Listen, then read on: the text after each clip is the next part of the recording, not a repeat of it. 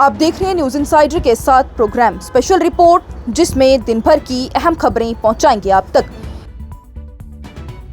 ایران کا دو ٹک پیغام، اسلامی ممالک کا اتحاد ضروری، جنگ سے اجتناب اور سفارتی کوششیں تیز کرنے پر دیا زور، بڑے جہاد کے ذریعے تعمیر و ترقی کا نیا مرحلہ، صدر مسعود پزشکیان کا بیان۔ ایران کا امن مذاکرات سے انکار، امریکہ کا وفد پاکستان روانہ، جنگ بندی ختم ہونے سے پہلے مذاکرات پر سوال، جہاز پر حملے سے تناؤ میں اضافہ۔ ایران کے وزیر خارجہ سید عباس اراغچی کا امریکہ پر بدنیتی کا الزام، ایران کا مذاکرات میں سنجیدگی پر سوالات، پاکستان کی وساطت سے امن کی کوششیں جاری۔ ایران امریکہ مذاکرات خطرے میں، بندرگاہوں کا گھیراؤ بڑی رکاوٹ، پاکستان کی کوششیں جاری، عاصم منیر کا ٹرمپ کو مشورہ۔ ریاستی درجہ واپس میں تاخیر آخر کیوں، مناسب وقت کا مطلب کیا ہے؟ وزیر اعلیٰ عمر عبداللہ کا مرکزی حکومت سے واضح روڈ میپ کا مطالبہ، بی جے پی پر وعدوں سے پیچھے ہٹنے اور حد بندی پر سیاسی فائدے کا لگایا الزام۔ ادھمپور بس حادثہ، 21 افراد جان سے ہاتھ دھو بیٹھے، 29 زخمی، تیز رفتاری اور ڈرائیور کا قابو کھو دینا وجہ بنا، امدادی کارروائی جاری، صدر دروپدی مرمو اور وزیر اعظم نریندر مودی کا اظہار افسوس، متاثرین کے لیے امدادی اعلان۔ اور لبنان میں مجسمہ حضرت عیسیٰ کی بے حرمتی، اسرائیلی سپاہی کی تصاویر پر دنیا بھر میں غصہ، تحقیقات کا اعلان۔ اس پروگرام کو آپ تک پہنچانے میں ہمارے ساتھ تعاون کیا ہے گلوبل انوویشنز کنسلٹنسی نے، جو کہ تعلیم کے لیے وادی کا بھروسے مند برانڈ ہے۔ اسٹار ہاسپٹل صنعت نگر سری نگر نے، جہاں دنیا کے بہترین ڈاکٹرز ہر مرض کا شفا بخش علاج کرتے ہیں۔ سینسوکیزر، جو کہ سردی کے موسم میں گرم پانی کے لیے جموں کشمیر کے لوگوں کا بھروسے مند برانڈ نے، جہاں دنیا کے بہترین ڈاکٹرز ہر مرض کا شفا بخش علاج کرتے ہیں۔ ایران کے صدر مسعود پزشکیان کی جانب سے آج کہا گیا کہ اسلامی ممالک کے درمیان اتحاد کو مضبوط بنانا ہے سب سے اہم طریقہ، جس سے کہ سازشوں کا مقابلہ کیا جا سکے اور غیر ملکی طاقتوں کو فائدہ اٹھانے سے روکا جا سکے۔ انہوں نے یہ بات پیر کے دن وزارت انصاف کے دورے کے دوران کہی ہے، جہاں پر انہیں ادارے کی سرگرمیوں اور خاص طور پر حال ہی میں امریکہ اور اسرائیل کی جانب سے ہونے والی جارحیت کے بعد پیدا ہونے والی صورتحال پر تفصیلی رپورٹ دی گئی۔ ان کی جانب سے کہا گیا کہ ہمدردی، سچائی اور مشترکہ شرکت کے ذریعے ہی ملک اس مشکل دور سے نکل کر عزت اور ترقی کی راہ پر برقرار رہ سکتا ہے۔ صدر کی جانب سے مزید کہا گیا کہ علاقائی اور بین الاقوامی صورتحال پر عقل مندانہ رویہ اختیار کرنا ضروری ہے، کیونکہ جنگ کسی کے لیے بھی فائدہ مند نہیں ہوتی۔ ان کا یہ بھی کہنا ہے کہ خطروں کے سامنے مضبوط رہنے کے ساتھ ساتھ ہر ممکن عقل مند اور سفارتی راستہ استعمال کرنا چاہیے تاکہ تناؤ کو کم کیا جا سکے۔ انہوں نے دشمن پر عدم اعتماد اور ہوشیاری کو بھی ضروری قدم قرار دیا ہے۔ یہ بیان اس وقت سامنے آیا جب 28 فروری کو امریکہ اور اسرائیل کی جانب سے ایران پر فضائی حملے کیے گئے، جن کے جواب میں ایران نے اسرائیل کے قبضے شدہ علاقوں اور امریکہ کے اداروں پر بھی میزائل اور ڈرون حملے کیے۔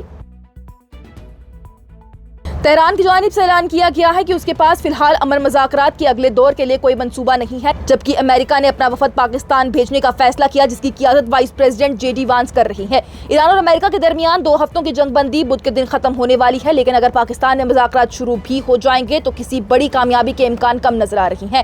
یہ صورتحال اس وقت پیدا ہوئی ہے جب ڈونلڈ ٹرمپ کی جانب سے تصدیق کر دی گئی کہ امریکہ نے ایران کے بندرگاہوں کے گھیراؤ کو توڑنے کی کوشش کرنے والے ایک ایرانی کارگو جہاز پر حملہ کر کے اسے قبضے میں لے لیا۔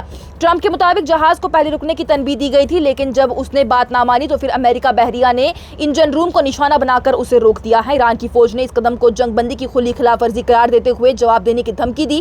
ایرانی ذرائع کے مطابق ڈرونز نے امریکی جہازوں کے قریب حرکت کی ہے، تاہم ابھی تک کسی بھی نقصان کی اطلاع نہیں ملی۔ مشرق وسطیٰ میں اس وقت 2 جنگ بندیاں موجود ہیں، ایک لبنان اور اسرائیل کے درمیان اور دوسری ایران اور امریکہ کے درمیان، جو کہ اب ختم ہونے کے قریب ہے۔ گلف آف عمان میں بھی ایرانی بردار جہاز پر بھی امریکی کارروائی کے بعد صورتحال مزید سنگین ہو گئی، اور یہ واضح نہیں ہے کہ پاکستان میں آج ہونے والے مذاکرات کا دوسرا دور ہوگا یا نہیں۔ پاکستان کے فیلڈ مارشل عاصم منیر کی جانب سے امریکہ کے صدر ڈونلڈ ٹرمپ کو بتایا گیا ہے کہ ایران کے بندرگاہوں کے گھیراؤ ایران کے ساتھ مذاکرات کی راہ میں بڑی رکاوٹ ہے۔ روٹرز کے مطابق ٹرمپ نے اس مشورے پر کہا ہے کہ وہ اس پر غور کریں گے۔ یہ صورتحال اس وقت سامنے آئی ہے جبکہ امریکہ اور ایران کے درمیان مذاکرات لٹک گئے ہیں۔ ایران کے ترجمان اسماعیل باغئی کی جانب سے کہا گیا کہ فی الحال تہران کا اگلے دور کے مذاکرات میں شرکت کا کوئی ارادہ نہیں، لیکن اس امکان کو مکمل طور پر رد بھی نہیں کیا گیا۔ پاکستان اس ہفتے اسلام آباد میں ان مذاکرات کی میزبانی کی تیاری کر رہا تھا اور امریکی وفد کی آمد متوقع मुतवक्का थी, लेकिन हालत में तेजी से इजाफा होने और अमेरिका की जानिब से एक ईरानी कार्गो जहाज कब्जे में लेने के बाद ही ये मंसूबा मुश्किल का शिकार हो गया।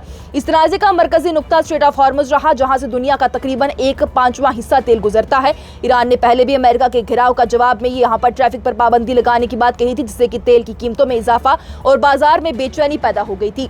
वहीं पीर के रोज ही ये कीमतें बढ़ गई हैं, जबकि ईरान ने दोबारा रास्तों पर पाबंदी लगा दी है। सूरत हाल उस वक्त मजीद खराब हो गई जबकि अमेरिका ने गल्फ ऑफ ओमान में ईरानी झंडा बरदार एक जहाज को कब्जे में ले लिया। ट्रंप ने तस्दीक भी कर दी कि USS प्रुडेंस की जानिब से ये कार्रवाई की गई, जबकि ईरान ने इसे डकैती करार दिया और जवाब में अमेरिकी समुद्री जहाजों के करीब ड्रोन हरकत तेज कर दी, जिससे कि बड़ा तनाज़े का खतरा बढ़ गया है।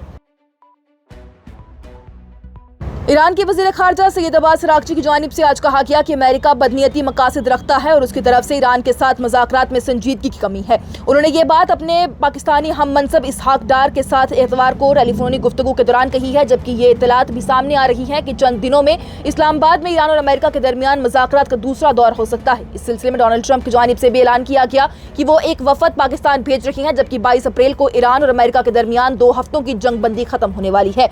ताहम उन्होंने ईरान को धमकी भी दी है कि अगर मुआहदा ना हुआ तो अमेरिका ईरान के बिजली घरों और पुलों को निशाना बना सकता है। ईरान की तरफ से भी अभी तक ये तस्दीक नहीं की गई कि वो पाकिस्तान में मुज़ाकरात के लिए वफद भेजेंगे या नहीं, क्योंकि अमेरिका के ज़्यादा मुतालबात बार बार मौक़िफ़ तब्दील करना, ईरानी बंदरगाहों का समुद्री घेराव करना और मुसलसल धमकियां मुज़ाकरात में रुकावट बन रही हैं। अब्बास अराग़ची की जानिब से ये भी कहा गया कि जंगबंदी की खुली खिलाफ वर्जी, ईरानी साहिलों और कश्तियों को धमकियां, सख्त बयानबाजी और गैर मुनासिब शर्तें साबित करती हैं कि अमेरिका सच्चे दिल से मुज़ाकरात नहीं कर रहा। इसके बावजूद उन्होंने ये भी कहा कि ईरान अपनी कौमी मफादात और हिफाजत के लिए हर मुमकिन कोशिश करेगा। उन्होंने पाकिस्तान के किरदार को भी सराहा है और कहा है कि इस्लामाबाद ने जंगबंदी करवाने और अमन के लिए अहम किरदार अदा किया है, जबकि ईरान हमेशा जिम्मेदाराना अंदाज में सिफारती अमल में हिस्सा लेता है। अराग़ची ने इल्जाम लगाया कि गुज़िश्ता 1 साल में अमेरिका ने मुज़ाकरात के दौरान भी ईरान के खिलाफ हमले किए, खासतौर पर जून 2025 और फरवरी 2026 में, जब ईरान अपने अमन पसंद जोहरी प्रोग्राम पर बात कर रहा था। 8 अप्रैल को ईरान की कौमी सलामती काउंसिल ने ऐलान किया कि पाकिस्तान की कोशिशों से एक आर्जी जंगबंदी पर इत्तेफाक हुआ, जबकि 11 अप्रैल को इस्लामाबाद में ईरान और अमेरिका के दरमियान तकरीबन 21 घंटे तक बातचीत हुई है, लेकिन कोई संजीदगी वाला नतीजा सामने ना आ सका। ईरान ने इसकी वजह अमेरिका को ज़्यादा मुतालबात और मौक़िफ़ की तब्दीली को भी करार दिया। जम्मू कश्मीर के वज़ीर आला उमर अब्दुल्ला की जानिब से पीर के दिन ही मरकजी हुकूमत पर सख्त तनकीद की गई है और कहा गया है कि बीजेपी की क़ियादत वाली सरकार ने जो भी रियासत दर्जा वापस देने का वादा किया था वो अभी तक पूरा नहीं हुआ। उन्होंने कहा कि मुनासिब वक्त का जो लफ्ज़ बार बार इस्तेमाल किया जा रहा है उसका कोई वाज़ेह जवाब नहीं दिया जा रहा। राजौरी के नौशहरा इलाके में एक अवामी जलसे से खिताब करते हुए उन्होंने कहा कि अगर हुकूमत ने वादा किया है तो फिर इसे साफ तौर पर बताया जाए कि कब और किस बुनियाद पर रियासती दर्जा वापस मिलेगा। उमर अब्दुल्ला की जानिब से कहा गया कि मरकजी हुकूमत को एक वाज़ेह मंसूबा देना चाहिए ताकि अवाम को पता हो कि उन्हें क्या हासिल करना है। उन्होंने मिसाल देते हुए कहा है कि जिस तरह से बच्चों को इम्तिहान में नंबर और दर्जात के लिए पहले से बताया जाता है, इसी तरह से यहाँ भी हुकूमत को बताना चाहिए कि कौन सी शर्तें पूरी करनी होंगी। उन्होंने जोर दिया है कि उनकी अपनी हुकूमत अपने वादे पूरे कर रही है, लेकिन मरकज ने जो वादा किया था उसका कोई पता नहीं है। उन्होंने ये भी कहा कि अवाम ने मुख्तलिफ जमातों को वोट दिया, लेकिन सबकी एक ही उम्मीद थी कि जम्मू कश्मीर को दोबारा रियासती हैसियत की बहाली होगी। उनके मुताबिक रियासत को मरकजी इलाका बनाना होगा, लोगों के लिए इस सजा जैसा महसूस होता है। उन्होंने बीजेपी से सवाल किया है कि जब उन्होंने इंतखाबात से पहले वादा किया था कि इंतखाबात के बाद रियासती दर्जा वापस दिया जाएगा, तो अब इतना वक्त गुजरने के बावजूद इस पर अमल क्यों नहीं हुआ। उमर अब्दुल्ला ने बीजेपी के 3 मराहिल वाले प्लान का भी जिक्र किया, जिसमें पहले हदबंदी, डिलिमिटेशन, फिर इंतखाबात और फिर रियासती दर्जा देना भी शामिल रहा। उन्होंने कहा कि हदबंदी हो चुकी, उसके बाद साल 2024 में 2 मरतबा इंतखाबात भी हुए, पहले कौमी और फिर इलाकाई, लेकिन फिर भी रियासती हैसियत की बहाली ना हो सकी। उन्होंने खवातीन के लिए निशस्तों की महफूजगी, नुमाइंदगी के मसले पर भी बीजेपी को निशाना बनाया और कहा कि इस सिलसिले में हदबंदी बिना आबादी की शुमारी के करना दुरुस्त नहीं। उनके मुताबिक जम्मू कश्मीर में जो हदबंदी हुई है उसमें 7 नई निशस्तें बनाई गई हैं, जिनमें से ज्यादातर बीजेपी के हिस्से में गई, जो इस बात की तरफ इशारा करता है कि ये अमल सियासी फायदे के लिए किया गया। अपनी गुफ्तगू के आखिर में उमर अब्दुल्ला ने कहा कि उनकी जमात ऐसे मसाइल पर भी आवाज उठाती रहेगी और सवाल करती रहेगी, चाहे इसके मुख्तलिफ जमातों पर तकलीफ ही क्यों ना हो। सब चीजों पे हम आहिस्ता आहिस्ता काम कर रहे हैं, क्योंकि हमें जालूम है ना, हमने लोगों के साथ वादे किए, लेकिन जिनके साथ हमारा मुकाबला था, क्या उन्होंने लोगों के साथ वादे नहीं किए? उनके वादे कहाँ गए? क्योंकि चलिए, उनकी हुकूमत जम्मू कश्मीर में नहीं बनी, लेकिन मरकज में उनकी हुकूमत है। उनका सबसे बड़ा वादा जम्मू कश्मीर के लोगों के साथ क्या था कि आप इलेक्शन में हिस्सा लीजिए, इलेक्शन के बाद हम दोबारा जम्मू कश्मीर को रियासत बनाएंगे।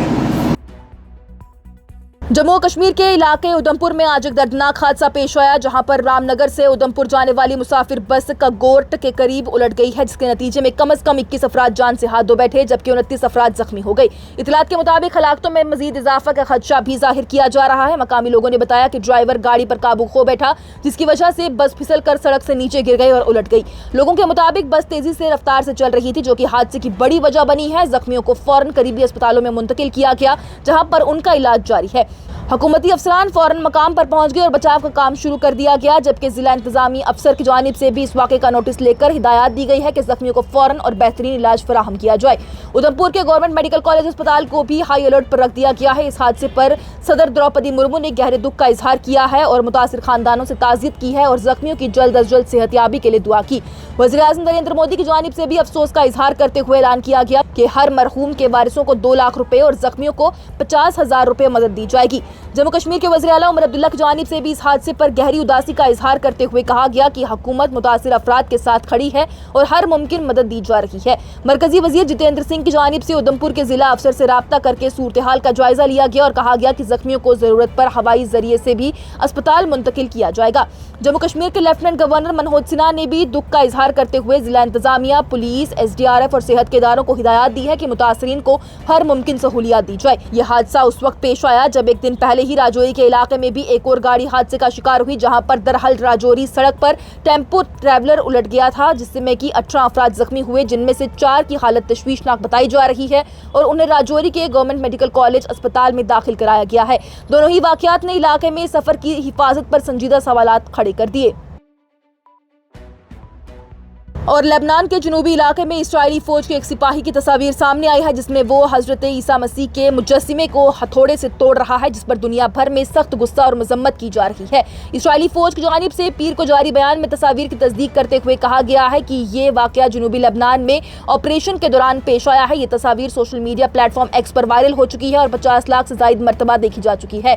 फौज के मुताबिक इब्तदाई जायजा लेने के बाद ये तस्दीक हुई कि सिपाही उस वक्त लेबनान के जनूबी इलाके में मौजूद थे, जबकि उन्होंने ये भी कहा है कि वाकये की तहकीकात शुरू कर दी गई है और जिम्मेदारों के खिलाफ रिपोर्ट के मुताबिक कार्रवाई की जाएगी। ये वाकया ऐसे वक्त में सामने आया जब पिछले महीने इस्राइल ने जनूबी लेबनान में जमीनी और फिजाई हमले शुरू किए, जो कि ईरान के खिलाफ अमेरिका के साथ मिलकर की गई वसे पैमाने पर जारी हद का हिस्सा बताया जा रहा है। इस्राइली पार्लियामेंट के अरब रुकन अयमान ओदे की जानिब से तंजिया अंदाज में कहा गया कि शायद अब ये कहा जाएगा कि सिपाही को हजरत ईसा से खतरा महसूस हुआ था। इसी तरह ही दूसरे अरब रकुन अहमद तीबी की जानिब से भी कहा गया कि जब गाजा में मसाजिद और गिरजाघरों को नुकसान पहुंचाया जाता है और अल-कुद्स में मसीही रहनुमाओं की तौहीन की जाती है और कोई सजा नहीं होती, तो फिर ऐसे वाकयात का होना हैरानी की बात नहीं। उनने मजीद कहा है कि शायद ऐसे लोगों ने डोनाल्ड ट्रंप से भी सीखा है, जो हाल ही के तनाज़ात में हजरत ईसा जैसी तस्वीर और पॉप के साथ तनकीद की वजह से ज़ेर बहस रहे। इस वाक़े की मजम्मत मुख्तलिफ समाजी कारकुन, तालीमी अफराद और लिखने वालों ने भी की है और कहा है कि ये न सिर्फ मजहबी एहतराम की खिलाफ वर्जी है, बल्कि इखलाकी तौर पर भी नाकाबिल कबूल अमल है। यह मुजस्सिमा गाँव डेबल के करीब ही नस्ब था, जो कि इसराइल के कब्ज़ेशुदा इलाकों के करीब है। सोशल मीडिया पर लोगों ने इस बात पर भी अफसोस का इजहार किया कि बैनुल अक़वामी सतह पर ऐसे वाक़यात पर खामोशी इख्तियार की जाती है, जिससे कि ऐसे रवैये मजीद बढ़ते जाते हैं। आज की स्पेशल रिपोर्ट में इतना ही। दीजिए इजाजत। लेटेस्ट अपडेट्स के लिए देखते रहिए न्यूज़ इंसाइडर 24/7।